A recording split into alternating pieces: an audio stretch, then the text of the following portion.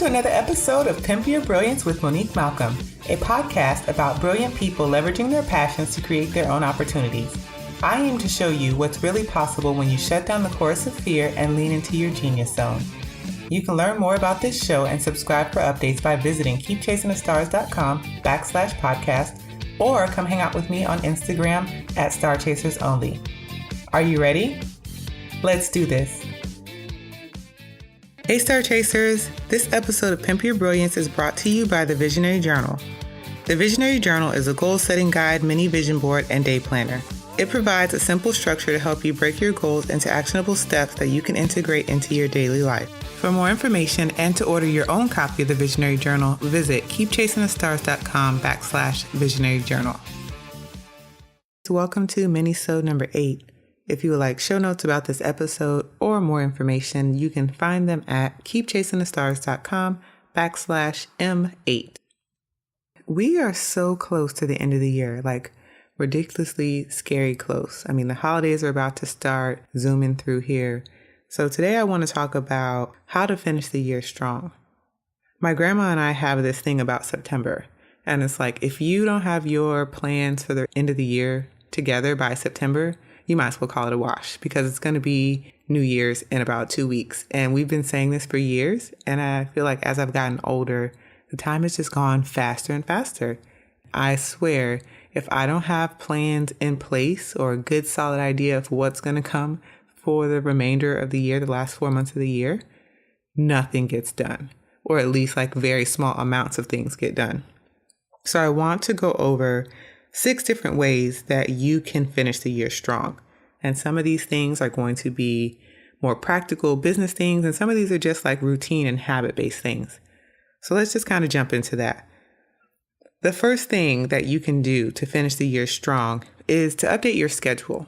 Coming off of summertime, depending on like what your work schedule is like, what your schedule with your kids are like, what your after work commitments are, or even like after school commitments for your kids, chances are heading into the fall season, your schedule has changed. So now is a really good time to look at your schedule and figure out, what does my ideal day look like?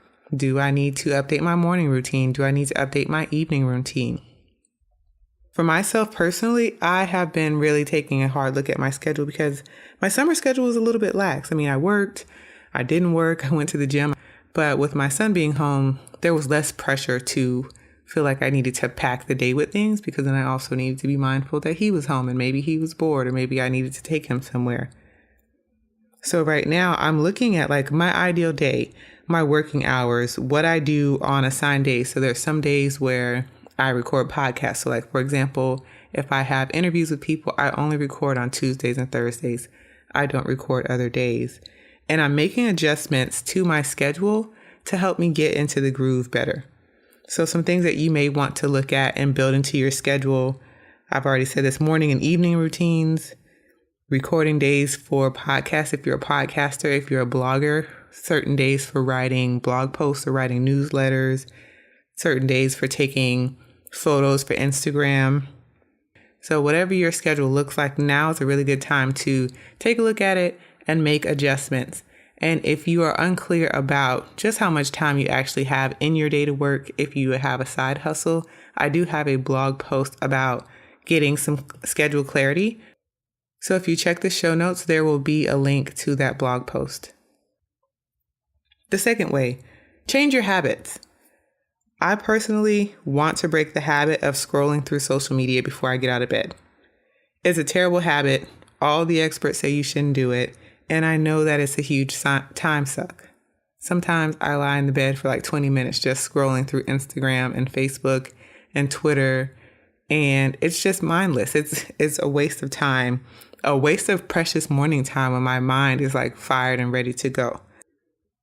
So to help myself break this habit, I'm committing to buying a real alarm clock and leaving my phone on my desk at night, because I can't scroll if I don't have my phone. What habits are you looking to change? Start with something small and then build up. So here's an example. Maybe you want to start reading every night, 30 minutes before bed. And this is something that I'm actually actively working on as well. Here are 3 small steps that you can take to start getting into the habit of reading every night for 30 minutes. The first thing is choosing a reading start time. So if you know you want to read starting at 9:30, then commit to that time. Set a reminder on your phone to tell you, hey, it's time to start reading. Leave your book on your night table or somewhere comfy. So wherever you want to be in your personal space that you're going to read, leave your book or your Kindle or your iPad in that location. And then consider fixing yourself a hot cup of tea or taking a shower so that you can signal to your body it's time to start unwinding and settling down and focusing your mind on reading. So these are like little things that you can start doing to build the habit and the routine of getting that 30 minutes in every night before you go to bed. And this can be applied to a number of different habits. Flossing your teeth, cleaning your kitchen before you go to bed, like whatever that you have. The third way is to revisit your goals. What were the goals that you set this year? Pull them out, pull out your planner, pull out your calendar, pull out your project management system, whatever you put your goals in, and really look at them. Are these goals still relevant? Are you still wanting to achieve them? Then you need to look at what can you realistically accomplish over the next 4 months. So this time frame, it's not really huge. So I really wouldn't suggest that you overload yourself with a ton of goals here. 1, 2, I would say 3 is pushing it unless the third one's something really, really small. But I would say 2 goals max, ideally 1 just to focus on for the remainder of the year. And then the fourth way, plan for the remainder of the year. So now that you have decided what it is that you want to accomplish, you need to figure out when you're going to do it. And this is the hard part because we love setting goals and say we want to do these things, but then the actual planning and getting it broken down is kind of where people get stuck and start falling off. So you need to really think about like that goal that you set, whatever it was, if it's something related to your business or creating products, like when are you launching that new product or when are you launching that new course? When are you actually going to create it? So if you have a product or a course idea and it's not done, it's not something that you're putting out or relaunching, it's something done for the first time, then you need to build in time to actually create that product. Do you have any time that you're planning off? So if you are somebody who likes to travel during the holidays or spend time with family, like that needs to go into your calendar because you don't want to be launching or scheduling work during that time or too close to that time or even, immediately when you come back. You want to allow yourself some time to decompress and get back into the groove. Other things that you should be planning for, what type of holiday promotions are you going to be participating in? So do you want to do Black Friday? Are you doing a Christmas sale?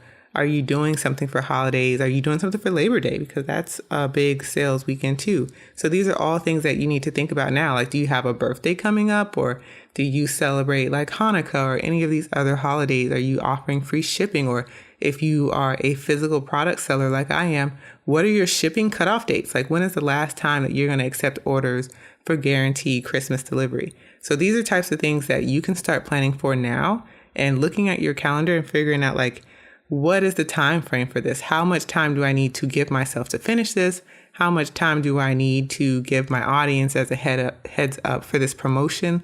Like whatever it is, go ahead and start putting those things on your calendar now, like today. As soon as you finish listening to this, start building them onto your calendar. And here's an extra little bonus tip about that. Build out 30-day reminders for things. So if you know that you want to do a Black Friday sale and you are really excited this is going to be the year that you nail it, put in a 30-day reminder, like 30 days before Black Friday, set a calendar alert to pop up that says, hey, 30 days from now, it's Black Friday. So that way you can go ahead and start putting together whatever information that you need. If you are writing sales emails or creating promotional images, put that into a reminder so that way you don't let it fall through the cracks. And you can do the same thing for Christmas. You can do this throughout the year.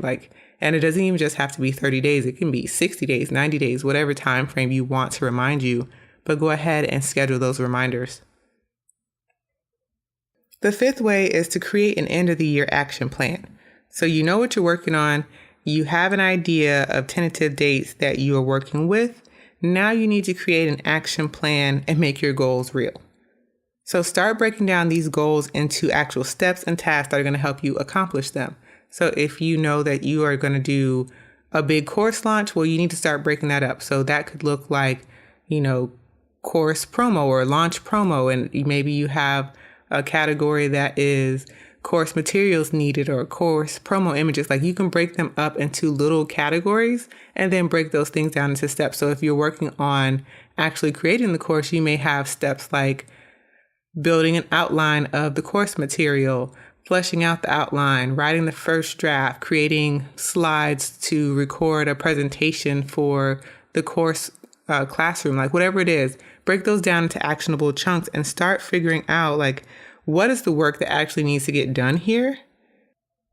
And then figure out the timeline for when you're actually going to do these things and how realistic does that timeline seem. So if you know that you want to do a course launch, you haven't created the course, and you don't have an actual launch plan in place, it may not be realistic for you to do that in 30 days. But it's up to you. You really just need to start breaking down the steps, assigning timelines and deadlines to them, and getting them on the calendar and really looking to see, like, how does this feel? Does this feel doable? Is this too much? Do I need to offload things? Do I need to adjust beginning and end dates? That's for you to decide. But make sure that you're putting those things on the calendar so you can actually see how it looks on your schedule. Because sometimes our minds will play tricks on us to make us think like we can do 2 months worth of work in 2 weeks, and it's just not possible. So look at how things feel on your schedule. And this is a good time to use a project management system like Asana or Trello. You can even use something more simplistic like Google Calendar and see how these things feel and how the timeline feels with your available resources and time available. My sixth way that you can finish the year strong is by thinking ahead to the next year. Sometimes that feels crazy and you're thinking, well, it's only August right now. Why am I thinking about stuff that's going to happen in January, February, March of next year? But the holiday times are just really sneaky and they're draining. There's a lot of travel. There's a lot of social commitments and work commitments that happen during the holiday season. And if you wait until Thanksgiving and Christmas roll through, you're going to be too tired to think about your plans for January. And you will not start the year strong because you're going to be behind. So to avoid that, plan some time around late October or early November to start writing out plans for the next year. You don't have to go hard, but you can just make some lists of like, what goals do you want to focus on for the first quarter?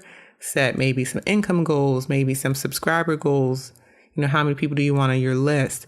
How much you want to grow your social media, like things like that. And start looking at like the big picture for that. And even breaking down some of the steps. You don't necessarily need to assign a full timeline at this point, but it's a really good idea to have a working, loose idea of when you want to do things for the coming year and even just the first quarter, because waiting until the end of the year to start thinking about January, it's going to be a wrap. Trust me when I tell you, you're going to be tired and you're not going to get done. So if you can, it's preferable that you start doing this type of planning before Thanksgiving. Like I feel like Thanksgiving, it's like Halloween, Thanksgiving, and Christmas are like the trifecta of holidays that just kind of roll through. And if you celebrate other things like Hanukkah or Kwanzaa, and I think like in Canada, it's like Boxing Day, all of these holidays just kind of pile up on each other. So if you can start thinking ahead to the next year before you run into that post-holiday slump, you'll be in a really good place come the beginning of the coming year. So these are my 6 ways that you can finish your year strong. I would love to know what you guys are actually doing to prepare yourself for the end of the year and get ready for holiday season and holiday shopping. And if you are an infopreneur or a product seller, product-based business, how are you preparing yourself for sales and launches during like this exciting time of the year? So let me know. You can send me an email, Monique@keepchasingthestars.com, or you can hit me up on Instagram or even Twitter @StarChasersOnly. And that's it for this week's episode. Thanks so much for listening. Learn more about this show and get access to show notes by visiting KeepChasingTheStars.com. While you're there, make sure you subscribe for updates. I'll be back next week, and in the meantime, go out there and pimp your brilliance.